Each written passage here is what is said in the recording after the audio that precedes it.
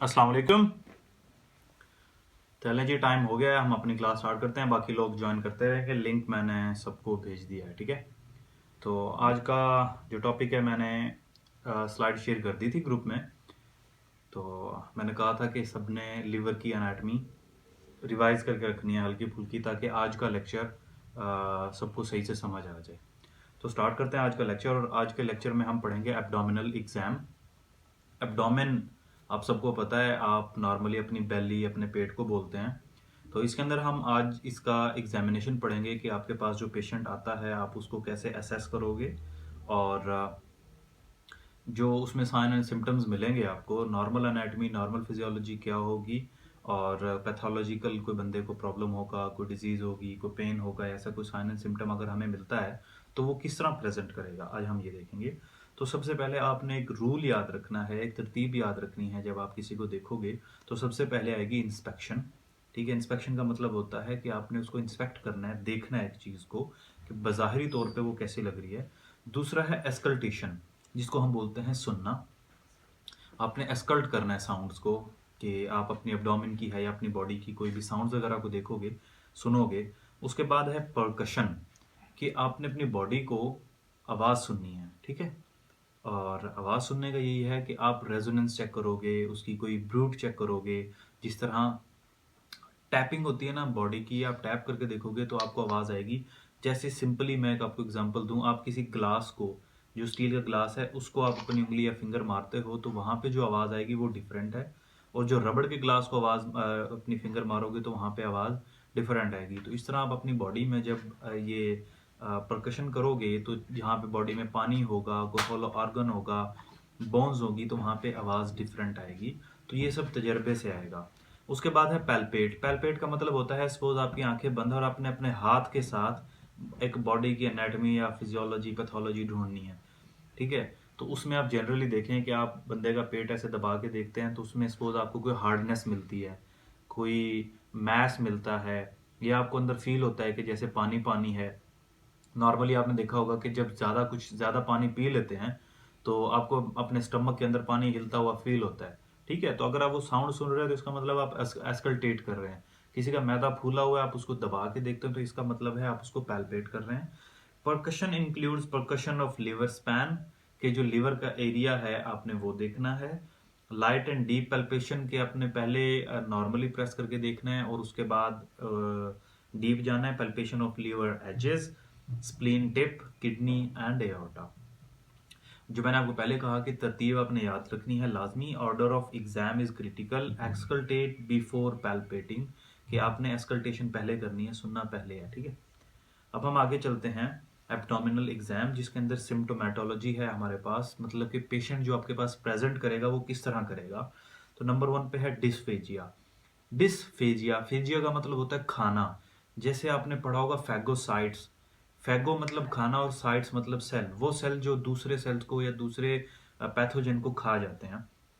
इसी तरह डिस का मतलब होता है मैल फंक्शन या एबनॉर्मलिटी, ठीक है। डिसफेजिया मतलब एबनॉर्मलिटी इन ईटिंग या एबनॉर्मल ईटिंग। फिर है एफेजिया। जैसे सेलुलर एंड ए सेलुलर आपने पढ़ा था, इस तरह अगर फेजिया का मतलब ईटिंग है तो एफेजिया का मतलब क्या है, कि टोटली नॉट ईटिंग, कि बंदा इनएबिलिटी टू स्वेलो, वो खा नहीं सकेगा। और ऑडिनोफेजिया, इसके अंदर होता है पेनफुल स्वेलिंग होगी, अगर कोई बंदा अगर कुछ खाएगा तो बहुत पेन करेगा। ग्लोबस फ्रेंजियस, इसके अंदर sensation of lump lodged in the throat, कि हर वक्त फील होता रहेगा कि जैसे थ्रॉट के अंदर, गले के अंदर कुछ फंसा हुआ है। और इस तरह का पेशेंट बार बार ऐसे करेगा, मतलब वो कोशिश करेगा कि जो चीज़ है या तो वो अंदर उतर जाए या बाहर आ जाए, कोई लंप होगा, कोई मैस होगा। उसके बाद है हमारे पास फैगोफोबिया। फोबिया का मतलब होता है फियर, और फैगो वही फैग से, तो उसका मतलब ईटिंग, यानी कि कुछ खाने का उसको फोबिया हो जाएगा, वो खाएगा नहीं। तो ऐसा मोस्टली होता है साइकोलॉजिकल डिजीजेज में, जिसमें सबसे पहले हमारे पास एनोरेक्सिया नर्वोसा है, जिसमें बंदा इस फियर में होता है कि उसकी बॉडी बहुत बढ़ गई है और वो इस चक्कर में खाना छोड़ देता है, ये देती है। तो आगे एग्जांपल दी हुई है, एनोरेक्सिया, लॉस ऑफ एपिटाइट और lack of desire to eat, कि दिल ही नहीं करता है एनोरेक्सिया में खाने का। एनोरेक्सिया नर्वोसा उसका पूरा नाम है। फिर सिटोफोबिया।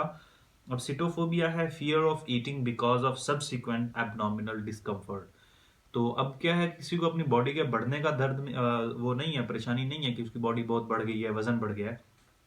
सीटोफोबिया के अंदर होता ही है कि पेशेंट को एब्डोमेन में या बेली में पेन होता है, और उस पेन से बचने के लिए वो कहता है कि अगर खाना खाऊंगा तो मुझे पेन ज्यादा होगा, तो इस चक्कर में वो खाना छोड़ देता है। और यहाँ पे है कि seen in regional enteritis and chronic mesenteric vascular insufficiency. Enteritis बोलते हैं इन्फ्लेमेशन ऑफ इंटेस्टाइन्स, ठीक है। तो एंट्राइटिस, आइटिस का मतलब इन्फ्लेमेशन होता है कि जो आपकी एब्डोमेन के अंदर इंटेस्टाइन्स की इन्फ्लेमेशन है, हम उनको एंट्राइटिस बोलते हैं। और नौजिया, वॉमिटिंग। नौजिया जो मतली बोलते हैं, जिसको वॉमिटिंग से पहले जो एक बंदे की कंडीशन होती है कि उल्टी आने का दिल करता है लेकिन आती नहीं है, वॉमिटिंग इज एंटीपेरिस्टालसिस। फिर रैचिंग है, denotes लेबर्ड rhythmic contraction of respiratory and abdominal musculature that frequently proceeds accompany of vomiting. ठीक है, अब ये रैचिंग ऐसी होती है जिसमें आपके जो रेस्पिरेटरी मसल्स हैं और आपके एब्डोमिनल मसल्स हैं वो सारे एक साथ कॉन्ट्रैक्ट करते हैं। तो जिसमें बंदा जैसे वोमिटिंग करता है, कुछ निकलता नहीं है लेकिन खाली वो जोर लगाता है ऐसे, तो वो उसमें क्या है, उसके रेस्पिरेटरी और उसके एब्डोमिनल मसल्स जो हैं वो कॉन्ट्रैक्ट हो रहे होते हैं एट द सेम टाइम, तो उसको हम रैचिंग बोलते हैं। तो ऐसे पेशेंट्स आएंगे तो हमें देखना है कि अगर वो ऐसी कंडीशन में आ रहा है तो उसको असल में प्रॉब्लम हो क्या रहा है। और हाइकफ या हिकअप्स, जिसको हम हिचकी बोलते हैं। अब ये हिचकी का मेन यहाँ पे सारा कुछ लिखा हुआ है, इसके अंदर मेन होता क्या है, जो आपकी डायफ्राम है। अब डायफ्राम क्या है, जो आपके लंग्स के नीचे है और आपकी बेली से ऊपर एक मस्कुलर शीथ है, मस्कुलर मस्कुलर लेयर है। तो वो क्या करती है, वो अगर नीचे आराम से आती है तो वो आपका सांस लेने में हेल्प करती है। जैसे इनहेल किया, वो नीचे चली गई है, तो उसने जब नीचे गई है लंग्स के अंदर स्पेस बन गई है और वहां पे हवा एंटर हो गई। तो अब ये करती क्या है, वो इनवॉलेंट्री होती है, स्पैस्मोटिक, वो एकदम ऐसे ऐसे करती है। तो वो बंदा जो है उसका थ्रोट बंद होता है, थ्रोट नहीं होता ओपन। तो वो जो पेशेंट है हमारे पास वो ऐसे करेगा, इसको हम हिकअप्स बोलते हैं। अब फिनोमेना रिजल्टिंग फ्रॉम हिकअप और sudden spasmodic involuntary singlets contraction of the diaphragm with the glottis remains closed, की जो ग्लॉटिस है वो बंद होता है, और with the production of short sharp and respiratory sounds. ठीक है, मतलब शॉर्ट भी होंगे, और जैसे हिकअप्स हैं ये छोटे छोटे साउंड्स हैं लेकिन शार्प हैं, तेज हैं, और सांस तो इसमें आ नहीं रहा क्योंकि ग्लॉटिस क्लोज होता है, तभी तो इसे क्लोजिंग की आवाज आती है। रिगर्जिटेशन, रिगर्जिटेशन होगी हमारे पास appearance of previously swallowed food in the mouth without vomiting, जिसको हम बोलते हैं जैसे फूड वगैरह मिर्चों का ऊपर आ जाना। ठीक है, वो जलन भी होती है, आगे हम पढ़ेंगे वो जलन क्या होती है और वो क्या कहलाती है। ठीक है, रिगर्जिटेट का मतलब ही हमेशा ये होता है कि सपोज एक चीज को ऐसे नीचे जाना था, लेकिन किसी वजह से वो नीचे जाने की बजाय या नीचे पूरी पहुंच के वो वापस बाहर निकल आती है, उसको हम रिगर्जिटेशन बोलते हैं। उसको हम ये कार्डियोवैस्कुलर जो फिजियोलॉजी उसमें भी, पैथोलॉजी में भी पढ़ते हैं कि जब पूरा ब्लड बाहर निकलने की बजाय वापस अंदर आ जाए हार्ट की किसी चैम्बर में या किसी आर्टरी में, तो उसको भी हम रिगर्जिटेशन बोलते हैं। अब यहाँ पे क्या होता है, स्टमक के अंदर मटेरियल कोई पहुंच गया। अब जो एक नॉर्मल फिजियोलॉजी है उसके मुताबिक जो स्टमक में चीज गई है उसको आगे जाना है ड्यूडेनम में, लेकिन होता क्या है, वो वापस एसोफेगस में आ जाती है, तो उसको हम क्या बोलते हैं, रिगर्जिटेशन। फिर है वाटर ब्रश। वाटर ब्रश ये है कि जो आपके मुंह में स्लाइवा बनता है, जिसको हम वाटरी बोलते हैं। खाना जब सपोज आपकी पसंद का बना हो, कोई बिरयानी बनी हो, किसी की पसंद का पुलाव बना हो, कस्टर्ड बना हो, तो उसको देखते ही, उसकी स्मेल करते ही उसके मुंह में पानी आ जाता है। ठीक है, वो एक नॉर्मल चीज है। लेकिन यहाँ पे क्या होता है, sudden filling of mouth with saliva produced as a reflex response of the variety of symptoms from upper GIT. यहाँ पे को फ्यूड का स्टिमुलस नहीं है, लेकिन खुद ब खुद एकदम और बहुत ज्यादा मुंह पूरा स्लाइवा से भर जाता है, वो बात करते हुए ऐसे करेगा। ठीक है, जैसे मुंह में उसने कोई पान गुटखा रखा हुआ हो, तो इतना पानी उसके मुंह में आ जाएगा ऐसे पेशेंट को जिनको अपर जीआईटी में कोई प्रॉब्लम होगी। फिर है हार्ट बर्न। हार्ट बर्न जो है इसका मतलब ये नहीं कि दिल जलना शुरू हो जाता है। हार्ट बर्न के अंदर वही चीज होती है कि आपके स्टमक की जो चीजें वापस बाहर आती हैं आपकी इसोफेगस के अंदर, तो क्योंकि स्टमक के अंदर हाईली एसिडिक मटेरियल होता है, तो उस हाईली एसिडिक मटेरियल की वजह से पेशेंट को जलन फील होती है एसोफेगस वाले एरिया में, यहाँ पे। ठीक है, गले में भी आ रही होती है, ऐसे जैसे उसको लगता है मिर्चें वापस आ गई हैं, हालांकि मिर्चें उसने सपोज खाई नहीं है। तो वो मिर्चें क्या होता है, वो एक कायम होता है एसिड, इसके साथ आपका फूड जो है वो मिला हुआ होता है, वो बाहर आ रहा होता है। तो पढ़ लेते हैं जरा हार्ट बर्न को।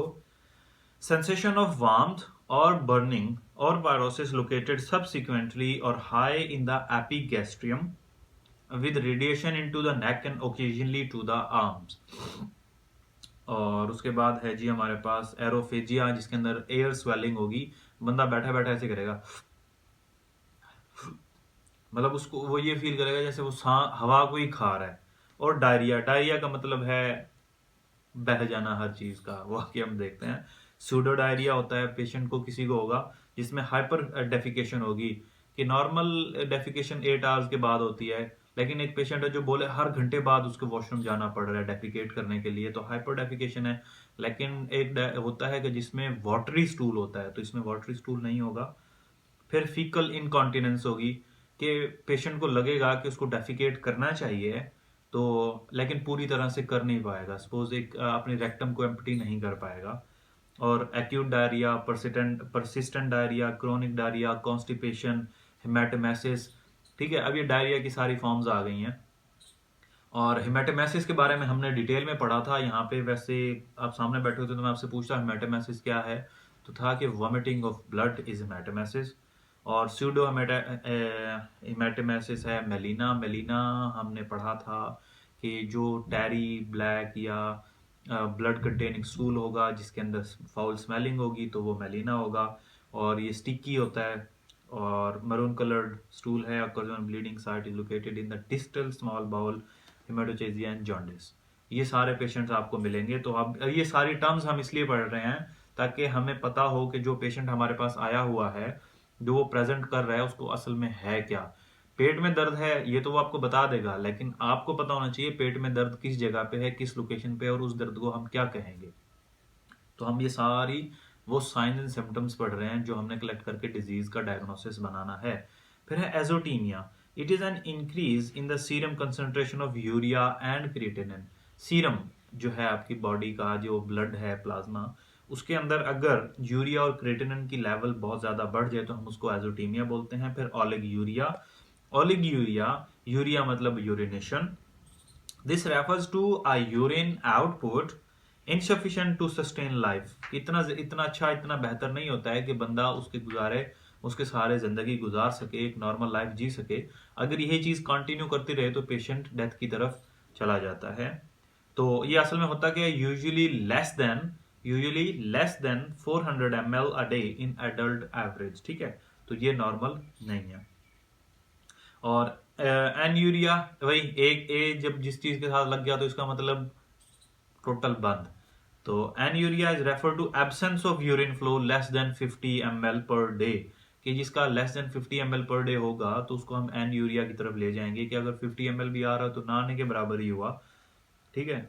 और उसके बाद है हमारे पास पोली यूरिया। पोली का मतलब ज्यादा, बहुत ज्यादा, और यूरिया वही यूरिन, कि बहुत ज्यादा यूरिन आएगा। कितना ज्यादा आएगा, यूरिन वॉल्यूम अबव 3000 ml और 3 liters per day, with the recognition that normal individual who drinks a large amount of fluid intake from large volume of remove, कि वो बहुत ज्यादा पानी पी रहा है, बहुत ज्यादा। लाजिम बात है, ऐसा तो होगा नहीं कि एक पेशेंट है वो पानी पी नहीं रहा फिर भी 3 लीटर पानी निकाल रहा है, मतलब उसके अंदर कोई चश्मा थोड़ी ना लगा है। और है पाए यूरिया। पाए बोलते हैं लफ्ज जो है ये पस के लिए बोलते हैं। ठीक है, pyuria means the presence of pus cells in urine more than 10 leucocytes, और इन यानी कि पर एम क्यूब या millimetre cube of uncentrifuged mid stream urine, के सेंट्रीफ्यूज नहीं किया, नॉर्मल यूरिन हम देख रहे हैं। और पस sales between 3 to 10 is doubtful. अगर किसी के 3 to 10 है तो डाउटफुल है, अगर 10 से ज्यादा है तो वो कंफर्म पाई यूरिया है। ओके, आगे हम चलते हैं अब जनरल एग्जामिनेशन की तरफ। तो हमने देखना है, लुक फॉर, एक बंदे की तरफ, एक पेशेंट की तरफ, कि उसके अंदर कोई न्यूट्रिशनल प्रॉब्लम तो नहीं है। ठीक है। और न्यूट्रिशन स्टेटस मतलब कि सपोज वो एक बंदा आया है और आप उसको देख के अंदाजा कर लेते हो कि उसके अंदर फूड की कोई कमी रही है या ज्यादती रही है। न्यूट्रिशनल स्टेटस का मतलब ये है कि एक बंदा आपके सामने बैठा हुआ है तो भी बर्गर खा रहा है और उसकी सेहत भी बहुत फूली हुई है, तो आपको अंदाजा होना चाहिए कि ये बंदा तो ओवर ईटिंग करता रहा है, ओवर ईटिंग का प्रॉब्लम है इसको। ठीक है। और एक बंदा है जो बेचारा है भी सूखा कांगड़ी सा, उसकी हालत भी पतली है, और फिर आप उससे क्वेश्चन करते हो कि भी रात क्या खाया था, तो वो कहे मैंने सपोज खाली रोटी ही खाई थी, तो आपको अंदाजा हो जाना चाहिए कि इसके अंदर न्यूट्रिशन की कमी रही है।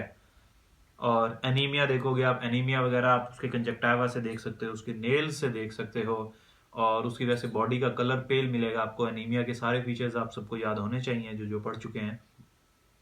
फिंगर की क्लबिंग, अब क्लबिंग क्या है फिंगर की वो भी आप पढ़ चुके हो कि नेल बेड जो है उसका एंगल कम हो जाता है और नेल ऐसे बेंडिंग की तरफ आ जाता है, जो उसकी विंडो है ये क्लोज हो जाती है, डायमंड शेप आपको मिलेगी नहीं। अक्लू जो फिंगर क्लबिंग है वो क्या है, अक्लू to malabsorption, chronic liver impairment, inflammatory bowel disease और हेपेटिमा। ठीक है, ये हार्ट की डिजीज वगैरह में आपको लाजमी मिलेगा। और ल्यूकोनिकिया नेल के अंदर, अब कल हमने पढ़ा था, कल के लेक्चर में पढ़ा था ल्यूकोनिकिया, ये क्या होता है कि वाइट नेल हो जाते हैं। कोयलोनिकिया, इसके अंदर क्या है जी, स्पूनिंग हो जाती है हमारे पास नेल की, मतलब कि नेल जैसे नॉर्मली एक नॉर्मल नेल की सिमेट्री है, नेल ऐसे होता है हमेशा, ठीक है। तो इसमें कोयलोनिकिया में क्या है, ऐसे बन जाता है जैसे स्पून होती है, स्पून की तरह का। और लिम्फेडिनोपैथी जैसे ये भी हम पहले पढ़ चुके हैं कि जो आपकी लिम्फ नोड्स हैं वो स्वेलिंग कर जाती हैं, उनमें इन्फ्लेमेशन हो जाती है। और फिर आपको मिलेंगे scratch mark of pruritus, obstructive jaundice, obstructive phase of viral hepatitis, hepatitis या जॉन्डिस, इसके अंदर आपको कुछ साइंस मिलेंगे जिनको हम बोलते हैं स्क्रैच मार्क्स ऑफ प्लूराइटिस। जैसे प्लूरा हमने बोला था, स्किन के नीचे कुछ पर्पल कलर का मटेरियल ब्लड की वजह से बन जाना, ठीक है, वो स्किन के नीचे नजर आएगा पर्पल पर्पल, तो वो प्लूरा प्लूरा हमें मिलेगा। फिर केजर फ्लैशर रिंग्स मिलेंगी आपको विल्सन डिजीज के अंदर। इनमें क्या होता है कि जो आपका आंखों का ये आयरस है, जो ब्लैक पार्ट है इसके बाहर और बिल्कुल व्हाइट पार्ट के पीछे, मतलब व्हाइट पार्ट जहाँ पे एंड हो रहा है ब्लैक शुरू होता है वहां पे आपको बाकायदा रिंग्स मिलेंगी, ठीक है, ये होती हैं केराटिन डिपॉजिट की वजह से। और फिर आपको मिलेंगे tylosis of palm in the carcinoma of oesophagus, जिसको एसोफेगस का कार्सिनोमा होगा उनके हाथ उनके पांव जो हैं वो सख्त सख्त हो जाएंगे, उनके अंदर आपको जो हार्ड मटेरियल है वो मिलेगा। उसके बाद signs of liver cell failures, liver cell failures, चले यहां तक आप सबको समझ आ गई है?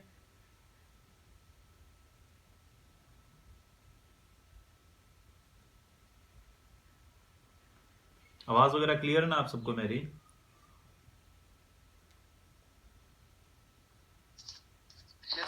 चलें ठीक है, ओके, आगे आगे हम कंटिन्यू करते हैं। Signs of liver cell failure, उसके अंदर ओके ओके, उसके अंदर हमें मिलेगा एलोपेशिया। एलोपेशिया ये हम पढ़ चुके हैं कि जो बाल उड़ जाते हैं, ठीक है, वो हो जाएगा कि बाल उड़ना शुरू हो जाएंगे। और दूसरा है हमारे पास फ्यूटर हेपेटिकस, जिसके अंदर sweetish slightly faecal smell of breath similarly to freshly open corpse of mice due to methyl. Okay, जो लिवर सेल फेलियर होगा उसमें उनको अपनी सांस के अंदर ऐसी स्मेल आएगी जैसे वो कुछ चूहे मरे हुए हैं या ऐसा कुछ है ना, एक बुरी सी स्मेल आएगी उनको, स्वीटिश हल्की हल्की मीठी मीठी सी, ठीक है। और लिवर सेल फेलियर होगा तो जॉन्डिस हो जाएगी, यरकान जिसको बोलते हैं। और पेरोटिड स्वेलिंग मिल जाएगी, पेरोटिड ग्लैंड की आपको यहाँ पे स्वेलिंग वगैरह मिलेगी ये जगह। और गायनोकोमेस्टिया मिलेगा। Gynaecomastia is a term, is a condition जिसके अंदर मेल के अंदर फीमेल लाइक ब्रेस्ट बन जाते हैं, ठीक है। तो एक नॉर्मल जो बंदे की सिमेट्री है वैसे नहीं होगा, बट ऐसे लगेगा जैसे मेल है, बट जो उनकी ब्रेस्ट की सिमेट्री है it will become like a female. और टेस्टिक्युलर एट्रोफी हो जाएगी, ऐसे जो पेशेंट हैं टेस्टिक्युलर एट्रोफी, एट्रोफी का मतलब क्या है, सेल्स जो हैं उसके कम होना शुरू हो जाएंगे, उसका साइज बिल्कुल डिक्रीज कर जाएगा। Loss of secondary sexual characters, loss of secondary sexual characters का मतलब क्या है, जैसे एक मेल के अंदर जो चेहरे के बाल हैं ये उसका सेकेंडरी सेक्सुअल करेक्टर्स है, फीमेल के अंदर जो उसकी एक सिमेट्री है एक नॉर्मल फीमेल की वो डिक्रीज कर जाएगी। और स्पाइडर नेवाई, ये वैसे आगे हम पढ़ेंगे कि ये होता क्या है। स्पाइडर नेवाई जो है ये स्किन के नीचे रेड कलर के लाइनें बनती हैं बिल्कुल ऐसे जैसे स्पाइडर की होती हैं, वो आगे एक पिक्चर में हमें मिलेंगी। हाँ, इससे अगली स्लाइड देखें आप, उसके अंदर आपको नजर आएंगे जो स्पाइडर नेवाई हैं। तो ये होता क्या है, सेंट्रल आर्ट्रियोल्स, सेंट्रल मतलब हमारी बॉडी के central arterioles with radiating vessels resembling legs of the spider seen in superior vena cava territory due to increased circulating estrogens के जो estrogens हैं बहुत सारे उनकी वजह से हमें सुपीरियर वेना केवा की लोकेशन पे ये मिलेंगे spider naevi. It is seen in 2% of healthy people and in pregnancy. Pregnancy में जो फीमेल्स होती हैं जिनका लिवर ठीक है बट प्रेग्नेंट हैं, तो 2% ऐसे लोग हैं जिनमें मिलता है। It is also sign of liver cell failure. More than 5 is normal and indicate liver cell failure. Okay, आगे अब हम चलते हैं इंस्पेक्शन की तरफ। अब हम एब्डोमेन की इंस्पेक्शन कर रहे हैं। कोई बच्चा या कोई पेशेंट हमारे पास आया हुआ है, हमने उसको लिटा लिया है पेशेंट बेड के ऊपर, और अब हम उसकी एब्डोमेन की इंस्पेक्शन कर रहे हैं। तो उसमें हम क्या देखेंगे कि जनरलाइज्ड फुलनेस, मतलब उसकी एब्डोमेन ऐसे डिस्टेंड हुई है, टाइट हुई है, जैसे ऐसा लग रहा है बिल्कुल फुल है उसकी टमी, उसका जो ड्रम है। जनरलाइज फुलनेस और distension due to fat, fat की वजह से हो सकती है। कोई फ्लूइड हो सकता है अंदर, और फ्लैटस हो सकता है, गैस वगैरह जिसको बोलते हैं, फीसस वगैरह हो सकते हैं, ठीक है, या फीटस हो सकता है। अब कोई प्रेग्नेंट लेडी आ गई है और उसका पेट निकला हुआ, तो अब हम उसको पेट देख के ये थोड़ी ना कहेंगे कि यार लगता है आपके पेट में गैस है या आपके पेट में पानी है, तो लाजमी बात है उसके पेट में फीटस है। और उसके बाद है लोकलाइज डिस्टेंशन, कि अब पूरी एब्डोमेन जो है वो डिस्टेंडेड नहीं है, सख्त नहीं है, सूजी हुई नहीं है, लेकिन कुछ पार्ट उसका सूजा हुआ है। तो वो क्यों है वो अब हम देखते हैं। Symmetrical and centred around umbilicus, small bowel obstruction. और अगर होगा सिमेट्रिकल होगा और अम्बिलिकल के आसपास होगा, तो इसका मतलब क्या है, वहां पे अगर अंदर देखेंगे तो लोकेशन हमारे पास स्मॉल इंटेस्टाइन की, एनाटमी आप सबने पढ़ी है, आपको स्मॉल इंटेस्टाइन की लोकेशन पता है। तो अगर अम्बिलिकस के आसपास में अंदर कोई आपको हार्डनेस मिलती है, डिस्टेंशन मिलती है, तो इसका मतलब क्या है कि स्मॉल बाउल ऑब्स्ट्रक्शन है, स्मॉल इंटेस्टाइन के अंदर कोई ऑब्स्ट्रक्शन वगैरह हो गई है। और अगर एसिमेट्रिकल मिलती है तो वो लिवर और स्प्लीन की हो सकती है या ओवरी की हो सकती है, मतलब साइड्स पे है, ओवरी की वजह से हो सकती है, उसमें कोई इन्फ्लेमेशन हो सकती है। अगर राइट साइड पे आपको ऊपर अपर क्वाड्रेंट में मिलती है तो वो लिवर की हो सकती है, लेफ्ट साइड में मिलती है तो स्प्लीन की हो सकती है। और स्कैफोइड और sunken abdomen is seen in advance starvation और मैलिग्नेंसी। ठीक है, कि मतलब कोई बंदा स्टार्वेशन कर रहा है, मतलब भूखा है कई दिन से, या चले रमजान में आपने फील किया होगा कि जो बंदा सुबह से लेकर शाम तक रोजा रखता है, काम वाम भी करता है, तो उसका पेट ऐसे पीछे की तरफ चला जाता है, चिपक जाता है। तो अगर किसी की संकन होता है ना, ऐसे सुकड़ी हुई सी, तो उसका मतलब उसने कुछ खाया पिया ही नहीं है। और कोई मैलिग्नेंसी ट्यूमर वगैरह में भी होता है ऐसे। आगे हम देखते हैं movements. Normally there is a gentle rise in the abdominal wall in inspiration and a fall during expiration, कि वाकई में ऐसा होता है कि जब एब्डोमेन खाली हो तो हमें मिलता है कि उसके अंदर मूवमेंट ज़्यादा हो जाती है सांस लेते और सांस निकालते हुए। विजिबल पल्सेशन, के जो दिल की धड़कन है वो बकायदा दिखाई देती है, कि आप सब लोग फील करना, ठीक है। और abdominal aortic pulsation are seen in aortic aneurysm. Skin surface of abdomen देखनी है हमने, कोई स्किन सरफेस पे कोई प्रॉब्लम ना हो, कोई दाना ना बना हो, या कोई जो था हमारे स्पाइडर नेवाई ना मिले हमें। और भी आगे चल के अभी हम देखते हैं, बहुत सारी कंडीशंस हैं जो आपको आपके एब्डोमेन पे मिलेंगी, जो इंडिकेट करेंगी अंदर वाले प्रॉब्लम्स को। कोई स्ट्राया वगैरह मिलेगा, कोई लाइंस वगैरह मिलेंगी। ये देखें अब, स्ट्राया वर्सेस लीनियर नाइग्रा। अब ये स्ट्राया हमें मिलेगा purple striae, these are sign in the Cushing, जो कुशिंग सिंड्रोम हमारे पास एक डिजीज है, उसके अंदर आपको पर्पल स्ट्राया लाजमी मिलेंगे, ठीक है। और जिस बंदे को ये पर्पल स्ट्राया, ऐसी पर्पल लाइंस मिलेंगी सीधी सीधी सी, तो उसमें हमें सोच लेना है कि इसको कुशिंग सिंड्रोम हो सकती है। कैपियोट मेडुसी, इसमें हमारी जो एब्डोमिनल वेन्स होती हैं ये बाहर निकल आती हैं, जिसको डिस्टेंडेड बोलते हैं, फूली हुई मिलेंगी हमें। और लीनिया नाइग्रा, लीनिया नाइग्रा जो बिल्कुल ऐसे सीधा आपके एब्डोमेन से नीचे जो है, लीनिया नाइग्रा बिल्कुल एक सीधी लाइन बनती है, सपोज जैसे ये है, एब्डोमेन से नीचे एक लाइन मिलेगी आपको, पिगमेंटेड, मतलब कलरफुल होगी वो, ब्राउन होती है mostly, black brown. Linea nigra is a pigmented below umbilicus, seen in pregnancy, mostly females में मिलती है जो प्रेग्नेंट हो। कलिंग साइन, कलिंग साइन जो है आपके जो एब्डोमेन है इसके राउंड अबाउट आपको डिस्कलरेशन मिलेगी ब्लू कलर की, जैसे साइनोसिस होता है, ठीक है। साइनोसिस के बारे में हम डिटेल में पढ़ चुके हैं। ब्लूइश कलर डिस्कलरेशन होगी।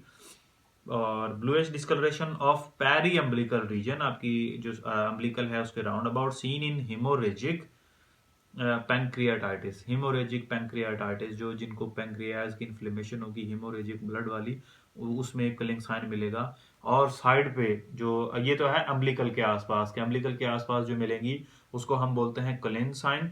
और जो साइड पे मिलेंगी वो होगा ग्रे टर्नर। अब ग्रे टर्नर के बारे में पढ़ लें। Grey Turner sign, bluish discoloration of the loins और फ्लैंक, ये साइड पे जो होता है जिसको हम लॉइंस या फ्लैंक बोलते हैं, इसमें डिस्कलरेशन होगी। This is also seen in haemorrhagic pancreatitis और एग्जामिन हर्नियल और इफाइसिस, कि जो जहाँ जहाँ हर्निया निकलने के चांसेस ज़्यादा होते हैं हमने वहाँ पे देखने को, हर्निया वगैरह तो नहीं है। हर्निया वो होता है कि जो आपकी बॉडी का इनर पार्ट बाहर आ जाता है प्रॉम्प्ट आउट करके।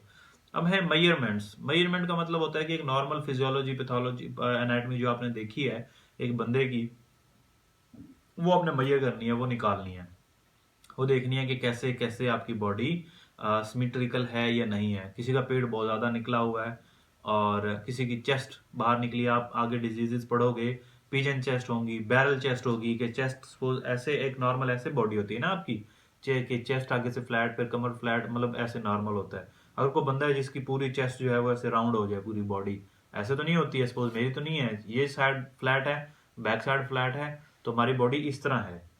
लेकिन अगर कोई बंदा आया उसकी ऐसे हो तो इसका मतलब एबनॉर्मलिटी है, तो वो मेजरमेंट्स हमने देखनी है, एब्डोमेन की देखनी है, चेस्ट की नहीं देखनी है अभी फिलहाल, क्योंकि हम एब्डोमेन के बारे में पढ़ रहे हैं। तो हमारे पास है जी नंबर 1 पे एब्डोमिनल girth, कि एब्डोमेन जो है वो चौड़ाई वगैरह में कितनी है। वो क्या करेंगे हम, should be measured eight umbilical level, कि हमने अम्बिलिकल जो हमारी नाफ है वहां से मेजरिंग स्टार्ट करनी है। तो वो कैसे कैसे करेंगे, measure the distance between the lower end of xiphisternum umbilicus and from umbilicus to the symphysis pubis. Okay, इसके बारे में मैं बताता हूँ। जो आपका ये जॉइंट, ये पार्ट है जहां पे आपकी सिफोस्टर्नम, जो सिफोइड पार्ट है आपकी स्टर्नम का, मैन्यूब्रम, स्टर्नम और सिफोइड, ये आपने एनाटॉमी पढ़ी होगी एस्ट्रोलॉजी स्टार्ट में, बिल्कुल स्टार्ट लेक्चर होते हैं एमबीबीएस के। तो जो सिफोइड है, जो लास्ट पार्ट है आपकी स्टर्नम का, वहां से लेके अपनी अम्बिलिकस का ये मेजरमेंट लेनी है। फिर अम्बिलिकस से लेके सिफोइड, जहां पे जो आपकी प्यूबिक सिम्फिसिस है, जो बोन आपस में जुड़ती हैं, तो वहां बीच में प्यूबिक सिम्फिसिस होता है। तो एक रबड़ी सा पार्ट होता है वो, ठीक है, वो दो बोन्स को ऐसे जोड़ कर रखता है। फीमेल्स में ड्यूरिंग चाइल्ड बर्थ वो ओपन हो जाता है ऐसे, ठीक है, वो एक इलास्टिसिटी का काम करता है। तो वहां से लेके आपको अम्बिलिकस तक का डिफरेंस वो लेना है, मेजरमेंट लेनी है। और फिर स्पाइनो अम्बिलिकल देनी है। स्पाइनो अम्बिलिकल में measurement, it is the distance between umbilicus and anterior superior iliac spine. अब यहाँ पे मैं इसलिए आपको बोल रहा था कि आपको लिवर की एनाटॉमी और थोड़ा सा आज रिवाइज करने का है, क्योंकि जो अब आपकी इलियम बोन है, इलियम, ईस्टियम और प्यूबिस, इलियम जो है वो थोड़ी बड़ी होती है ऐसे ऊपर की तरफ निकली, जिसको हम ये कूल्हे की हड्डी कहते हैं। आप जरा अपने किडनी वाले एरिया में हाथ लगाए ना नीचे, जहाँ पे बेल्ट बांधते हैं फ्रंट पे, तो आपको अपनी बोन चुभती हुई फील होगी, वो इस तरह ऊपर की तरफ निकली हुई। तो हम उसको बोलेंगे एंटीरियर इलियक स्पाइन। उस दोनों तरफ उस इलियक स्पाइन से अपनी अम्बिलिकस का हम डिस्टेंस जो है वो मेजर करेंगे कितना है। अब अगर एक साइड पे ज्यादा एक साइड पे कम है तो हमें अंदाजा हो जाएगा कि भाई एक साइड पे सिमेट्री नहीं है, या किसी का बहुत ज्यादा आ रहा हो, जितना आना नहीं चाहिए वो मेजरमेंट, तो इसका मतलब उसके एब्डोमेन बहुत ज्यादा फुली हुई डिस्टेंडेड है। फिर है सरफेस मार्किंग्स, यहाँ पे है मेन चीज, इसके लिए मैंने लिवर का बोला था कि पढ़ के आना है। अब हमने लिवर देखना है कि लिवर की नॉर्मल एनाटॉमी क्या है, लोकेशन क्या है। Liver, upper border of the right lobe corresponds to the level of fifth rib, 2.5 centimetre medial to the right mid clavicular line. Mid clavicular line आ गई है क्लेविकल के, इसके मीडियल जाना 2.5 सेंटीमीटर। और फिफ्थ रिब, यहाँ पे आके आपका लिवर का पॉइंट बनता है, यहाँ से स्टार्ट हो रहा है आपका अपर border of the left lobe. अब देखें ये राइट लोब था यहाँ तक, अब मैं लेफ्ट लोब की अगर लोकेशन पढ़ूंगा, ठीक है, तो उसमें क्या है, अपर border of the left lobe is at the level of sixth rib. ये यहाँ पे सपोज मेरी फिफ्थ रिब बन रही थी, तो यहाँ पे ये बनेगी सिक्स्थ रिब, ये इधर। अब दूसरी लोकेशन क्या निकालें, fifth rib in the left mid clavicular line, ये मिड क्लेविकुलर लाइन आ गई, इसके लेफ्ट पे हम देख रहे हैं। और 10 मिनट्स रह गए, okay.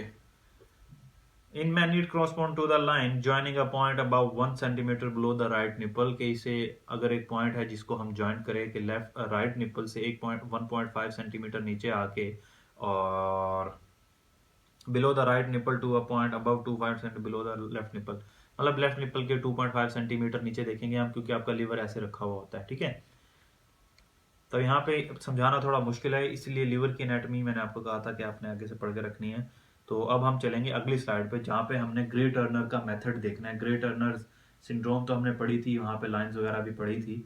Grey Turners method, draw a line from the left anterior superior iliac spine, जो इलियक स्पाइन है उस पे हमने एक लाइन लगानी है थ्रू अम्बलिकस, अपनी अम्बलिकस से। At the junction of this, मतलब जहाँ पे उसका जंक्शन बनेगा, coastal margin is gall bladder, कि जो आपका कोस्टल मार्जिन बनेगा, जो आपकी रिब्स आएंगी वहां से, और जो आपका इलियक स्पाइन पे, ये आप गूगल करोगे आपको पिक्चर्स मिल जाएंगी बहुत सारी, ठीक है।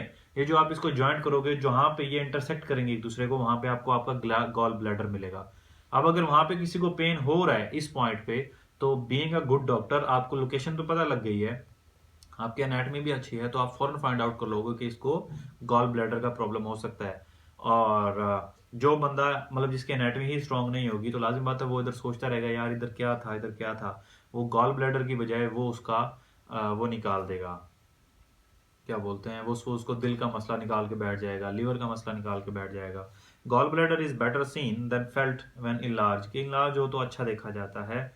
और फिर आगे स्कार्स, तो इन स्कार्स के बारे में हल्का फुल्का देख लेते हैं, आज हम यहीं तक पढ़ेंगे। तो एरियाज जो स्कार्स हैं ना हमारी बॉडी के, नॉर्मल स्कार होते नहीं है, ये वो पॉइंट्स हैं जहाँ पे हमको सर्जरी वगैरह परफॉर्म करें अगर, तो ये वो जगह हैं जो खुद को अच्छे से हील कर लेती हैं। तो इसलिए जब सिजेरियन किया जाता है तो ऐसे कट लगाया जाता है, जब वो निकाली जाती है, अपेंडिक्स निकाली जाती है, तो मैकबर्नीज पॉइंट पे कट लगाया जाता है। लाजिम बात है, हम भी सोचते थे भी इधर क्यों कट लगाया जाता है, अम्बली वो निकालनी है, जो अपेंडिक्स निकालनी है, तो वो कहीं और से भी तो निकाली जा सकती है, जरूरी एक ही जगह पे कट लगाना है। तो उसका कट लगाने की मेन वजह क्या होती है, ये है scars, areas of fibrous tissues that replace normal skin after injury. तो जो हमने कट लगाया तो एक किस्म का इंजरी दी है, तो वो खुद को अच्छे से हील कर लेते हैं। It is a form it is from biological process of wound repair in the skin, जो स्किन के अंदर वाउंड रिपेयर की एक कैपेसिटी है, एक पावर है, उसकी वजह से होता है। तो ये आपने पिक्चर्स में देख लेना है कौन कौन से जगह पे हैं, और ये कौन से नाम किस चीज के ऑपरेशन के लिए हम यूज करते हैं, ठीक है। ओके, ग्रोइन इंसिजन है हमारे पास, अपेंडेक्टोमी है जिसमें हम अपेंडिक्स निकाल देते हैं, और कोलिसिस्टोमी है, हर्नियाज वगैरह हैं, और फिमोरल आर्टरी एम्बेलेक्टोमी है, सिस्टेक्टोमी, कोलेक्टोमी, ये सारे जो हमने पढ़े हैं, मतलब कॉलन तक पहुंचने के लिए हमें कहाँ पे कट लगाना है, सिजेरियन करने के लिए कहाँ पे कट लगाना है, वो मखसूस इसीलिए हैं कि वो खुद को हील कर लेते हैं। तो आज यहीं पे करेंगे, कल यहाँ से आगे स्टार्ट करेंगे हम एस्कल्टेशन से। एस्कल्टेशन कल पढ़ेंगे, एस्कल्टेशन का मतलब सुनना। अब लाजिम बात है स्टेथोस्कोप आपके पास हो, और मैं आपको कहूँ कि आप अपने बॉवल मूवमेंट से बॉवल साउंड्स पेशेंट की ढूंढ के दो, तो मोस्टली लोगों को तो पता ही नहीं होता ना, स्टूडेंट्स को, कि जो स्टेथोस्कोप है उसका काम सिर्फ दिल की धड़कन सुनना नहीं होता, सिर्फ लंग्स की आवाज़ या सांस भी गहरा सांस लेने की जो एक आवाज़ है वो सुनना नहीं होता, बल्कि उसका मेन मकसद दूसरी वो भी सुनना होता है, साउंड्स वगैरह, जैसे आपकी बाउल मूवमेंट्स हैं, जिसके अंदर सपोज बाउल जो है वो इंटेस्टाइन्स के अंदर मूव कर रहा होता है, स्टमक के अंदर मूव करता है, कोई गैस की साउंड होती है, और एब्डोमिनल एओर्टा के अंदर कोई ब्रूट वगैरह आ गई, कोई ऑब्स्ट्रक्शन आ गई, रिगर्जिटेशन हो रही है, वो साउंड सुनने हैं। और आपकी आर्टरीज के अंदर जो दूर की आर्टरीज हैं वो सुनने के लिए आप स्टेथोस्कोप के दोनों पार्ट्स यूज करते हो, तो वो सारे भी हम पढ़ेंगे, ठीक है। तो यहाँ तक किसी को प्रॉब्लम तो नहीं है, सही से समझ आ गई सबको, आगे हम कल स्टार्ट करेंगे।